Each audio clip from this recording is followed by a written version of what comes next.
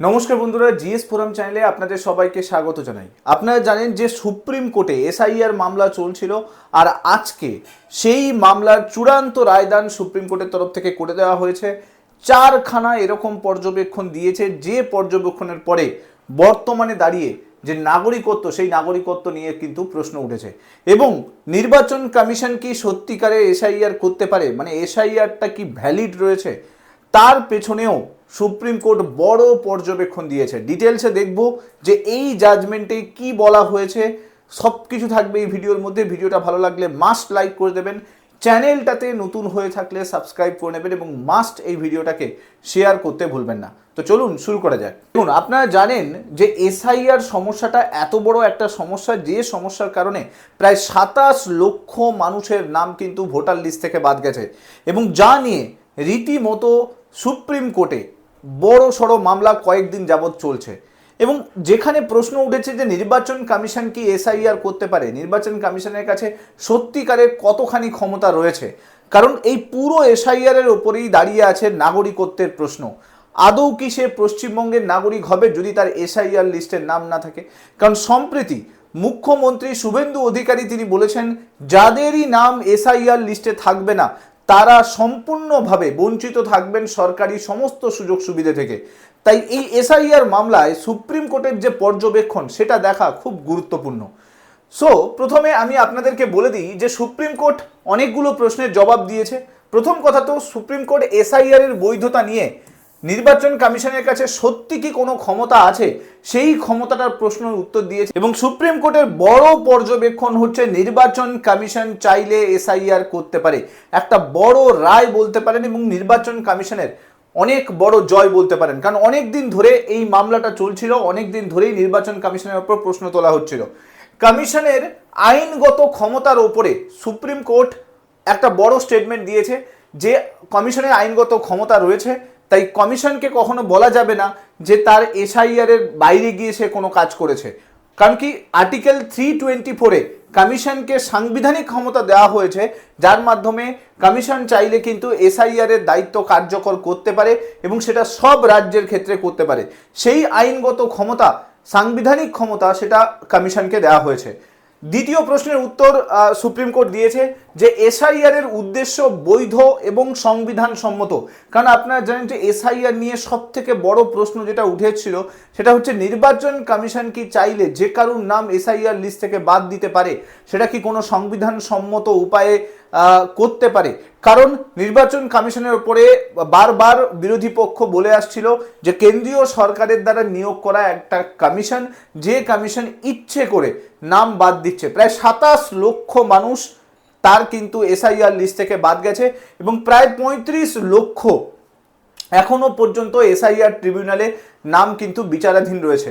তো এই অবস্থায় দাঁড়িয়ে এই বৈধতা নিয়ে প্রশ্ন করা হয়, এবং সুপ্রিম কোর্ট এখানে স্পষ্ট জাজমেন্ট দেয় যে এসআইআর লিস্টে যা কিছু নির্বাচন কমিশন করেছে সেগুলো সম্পূর্ণভাবে বৈধ এবং আইনসম্মত উপায়ে করেছে, এবং সেই যে কাজকর্ম নির্বাচন কমিশনের তরফ থেকে করা হয়েছে সেগুলোতেও কোনো কিন্তু ইস্যু নেই, সমস্যা নেই।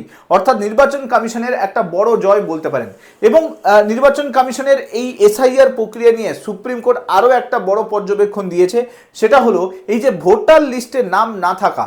এই ভোটার লিস্টের নাম না থাকা মানেই কাউকে নাগরিকত্ব দেওয়া যাবে না, বা কেউ নাগরিকত্ব তার প্রশ্ন তৈরি হবে, এটা কিন্তু নয়। কারণ সুপ্রিম কোর্ট বলেছে যে যদি এসআইআর লিস্টের নাম থাকে, যদি তার নাম বাদ পড়ে যায়, তাহলে সেখানে তার নাগরিকত্ব নিয়ে প্রশ্ন তৈরি করা যাবে না, মানেই যে সে বৈদেশিক নাগরিক হয়ে যাচ্ছে, সেটা বলা কখনোই ঠিক নয়। তাই সুপ্রিম কোর্ট এখানে বলেছে যে নির্বাচন কমিশনকে ভোটার তালিকা তৈরি করার সময় তার নাগরিকত্ব কিন্তু যাচাই করতে পারে। অর্থাৎ ভোটার লিস্টের নাম নেই মানেই সে নাগরিক নয়, সেটা কিন্তু কোনোভাবেই বলা যাবে না। নির্বাচন কমিশনকে তার নাগরিকত্ব যাচাই করতে পারে, এবং সেই ক্ষমতা শুধুমাত্র ভোটার তালিকায় নাম রাখা বা বাদ দেওয়ার প্রশ্ন পর্যন্ত সীমাবদ্ধ। নাগরিকত্ব বিষয়ে নির্বাচন কমিশনের কোনো ক্ষমতা নেই সেই ক্ষেত্রে কিন্তু যে নির্দেশিকা রয়েছে নাগরিকত্ব থাকার জন্য সেই নির্দেশিকা ফলো আপ করতে হবে। দেখুন এই বিষয়ে সব থেকে বড় সমস্যা যেটা হতে চলেছে, কারণ আমরা জানি যে সম্প্রতি মুখ্যমন্ত্রী শুভেন্দু অধিকারী তিনি বলেছেন যাদেরই নাম এসআইআর লিস্টে থাকবে, অর্থাৎ নাম বাদ পড়েছে যাদের, তারা কিন্তু কোনোভাবে সুযোগ সুবিধে পাবে না, সরকারি সমস্ত সুযোগ সুবিধা থেকে বঞ্চিত হবে। সেই ক্ষেত্রে আপনারা দেখতেই পাচ্ছেন সুপ্রিম কোর্টের পর্যবেক্ষণ কিন্তু সম্পূর্ণ উল্টো। তো এক্ষেত্রে নতুন করে আমাদের যে রাজ্য সরকার, সেই রাজ্য সরকারকে নতুন করে ভাবতে হবে। এরপরে সুপ্রিম কোর্ট আরও একটা পর্যবেক্ষণ দেয় যে এই প্রক্রিয়া ইচ্ছাকৃতভাবে মানুষকে বাদ দেওয়া হয়েছে, নাম বাদ দেওয়া হয়েছে, এবং নাম বাদ দেওয়ার একটা ব্যবস্থা, এটা বলা ঠিক নয়। কারণ দেখুন বারবার এই প্রশ্নটা করা হয়েছে। মেনকা গুরুস্বামী আপনারা জানেন যে তৃণমূল তরফ থেকে লড়ছিল, যে সেখানে বারবার এই প্রশ্নটা করা হয়েছে যে নির্বাচন কমিশন বেসিক্যালি ইচ্ছে করে মানুষের নাম বাদ দিচ্ছে যাতে বিজেপি নতুন করে সরকার তৈরি করতে পারে, নতুন করে ওই সিটটাই জিততে পারে। এমনকি এরকম 31খানা সিটের উদাহরণ দিয়েছিল কল্যাণ বন্দ্যোপাধ্যায়, অ্যাডভোকেট, রাজ্য সরকারের হয়ে সেই সময় লড়ছিল, যে এই সমস্ত জায়গাতে নির্বাচন কমিশন ইচ্ছে করে নাম বাদ দিয়ে সেই জায়গায় বিজেপিকে সিট পাইয়ে দিয়েছে, এবং সেটা নিয়ে অলরেডি আবার নতুন করে মামলা করা হয়েছে।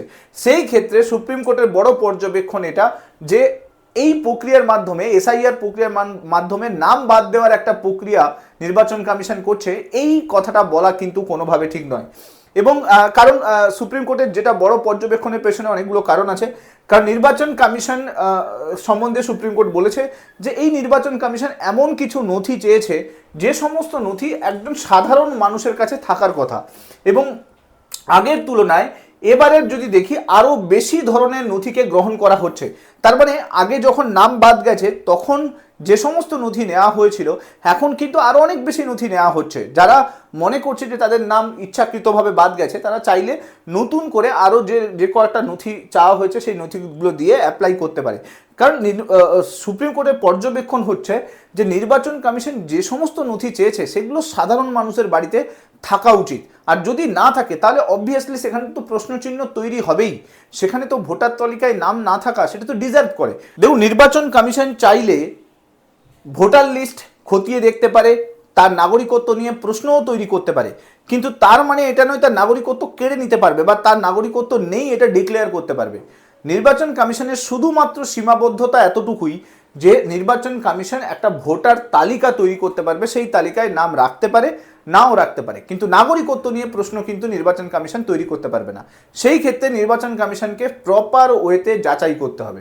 সুপ্রিম কোর্টের সব থেকে বৃহত্তম রায় বলতে পারেন এবং বৃহত্তম পর্যবেক্ষণ বলতে পারেন যে এই যে এসআইআর ইস্যু, এই যে এসআইআর সমস্যা, যেখানে বারবার বলা হচ্ছিল যে যাদের নাম এসআইআর এ বাদ গেছে তারা নাগরিক নয়, তারা ভারতের নাগরিক নয়। এই প্রশ্নের ক্ষেত্রে সুপ্রিম কোর্টের বড় পর্যবেক্ষণ সেটা হলো নাগরিকত্ব নিয়ে সিদ্ধান্ত নেওয়ার ক্ষমতা নির্বাচন কমিশনের নেই।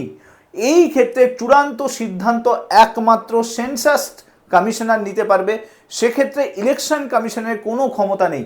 এবং তার সঙ্গে সঙ্গে সুপ্রিম কোর্ট বলেছে যে এই সিদ্ধান্ত নেবেন নাগরিকত্ব আইন অনুযায়ী, সেটা সরকারি বিবৃতি অনুযায়ী, আর নাগরিকত্ব যে আইন রয়েছে সেই আইন অনুসারে একমাত্র কারুর নাগরিকত্ব নিয়ে প্রশ্ন তৈরি করা যাবে। নির্বাচন কমিশনের কাছে এত ক্ষমতা নেই যে তিনি নির্বাচন কমিশনার চূড়ান্ত সিদ্ধান্ত নিয়ে নেবে। দেখুন এই জাজমেন্টের পরে পুরো পশ্চিমবাংলায় আবার কিন্তু নতুন করে বিতর্ক শুরু হতে চলেছে। কারণ কিছুদিন আগে মুখ্যমন্ত্রীর বলা যে সমস্ত কথা, যেগুলোতে বলা হচ্ছিল বারবার এসআইআর এর নাম থাকলে বাদ চলে যাবে, সরকারি সুযোগ সুবিধে পাবে না, নাগরিকত্ব নিয়ে প্রশ্ন তৈরি হবে, ডিটেইন করা হবে, তাদেরকে ডিপোর্ট করার ব্যবস্থা করা হবে। দেখুন এই পুরো বিষয়টা নিয়ে আবার নতুন করে বিতর্ক হতে চলেছে। কিন্তু এখানে বারবার সুপ্রিম কোর্ট এই কথাটা বলেছে যে নাগরিকত্বর যে যাচাইয়ের যে নির্দেশিকা আছে সেই নির্দেশিকা অনুযায়ী শুধুমাত্র কারুর নাগরিকত্বটাকে যাচাই করা যাবে, সেটা না নির্বাচন কমিশনার করতে পারবে না কোনো রাজ্য সরকার করতে পারবে।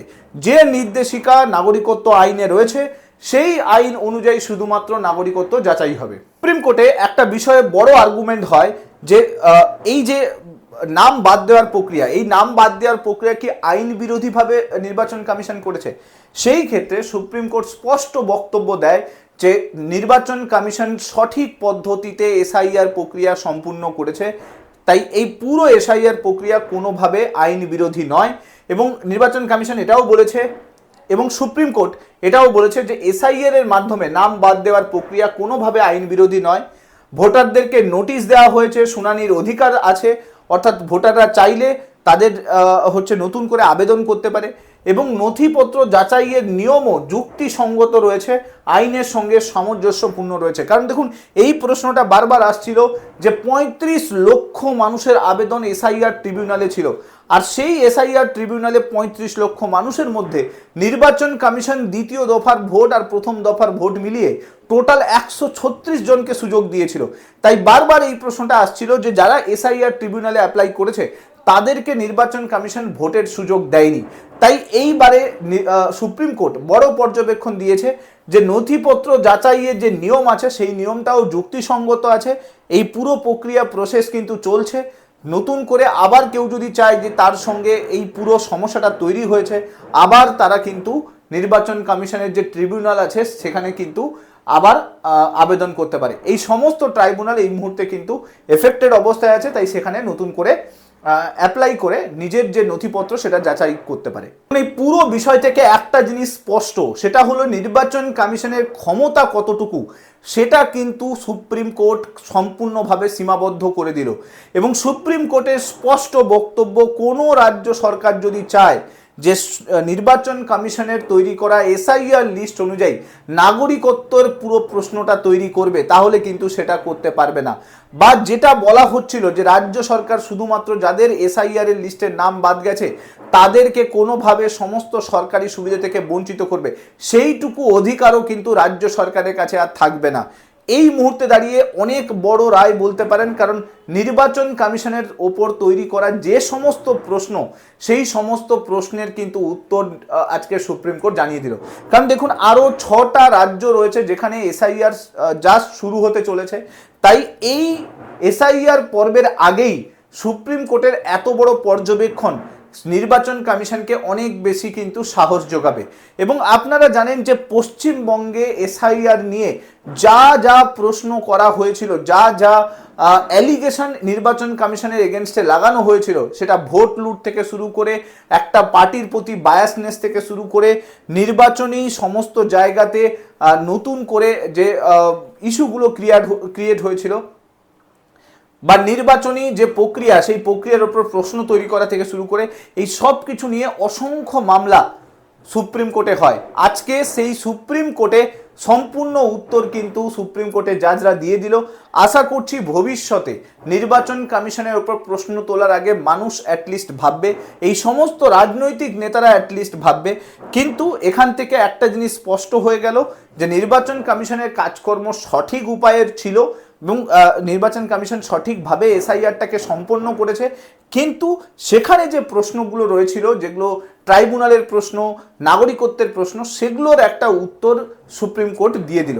এখন দেখার বিষয়, এই যে 19খানা ট্রাইব্যুনাল এই মুহূর্তে অ্যাক্টিভ আছে এবং যাদের ৩৫ লক্ষ নামের যে আবেদন সেটার যে যাচাই প্রক্রিয়া এখনও রানিং আছে, সেই ক্ষেত্রে সুপ্রিম কোর্টের কী রায় আসে, এই যে যারা ট্রাইব্যুনালে আছে তারা নতুন করে আবার সুযোগ পায় কিনা, এবং তার সঙ্গে সঙ্গে এই যে নাগরিকত্বের প্রশ্নের ডিটেক্ট ডিলিট ডিপোর্ট এই যে প্রশ্ন রাজ্য সরকারের তরফ থেকে করা হচ্ছে, সেই ক্ষেত্রে নতুন কি নির্দেশিকা আবার বেরোয়। কারণ রাজ্য সরকার এই বিষয়ে কিন্তু আবার একটা নির্দেশিকা খুব তাড়াতাড়ি বার করতে চলেছে। এখন দেখার বিষয় কি হয়। যা কিছু নতুন আপডেট আসবে এই বিষয়ে আমি চেষ্টা করব ভিডিওর মাধ্যমে নিয়ে আসার জন্য। ভিডিওটা ভালো লাগলে মাস্ট লাইক করে দেবেন, চ্যানেলটাতে নতুন হয়ে থাকলে সাবস্ক্রাইব করে নেবেন এবং মাস্ট এই ভিডিওগুলোকে শেয়ার করতে ভুলবেন না। Thank you so much. Next ভিডিওতে আপনার সঙ্গে আবার দেখা হচ্ছে। Till then, bye by.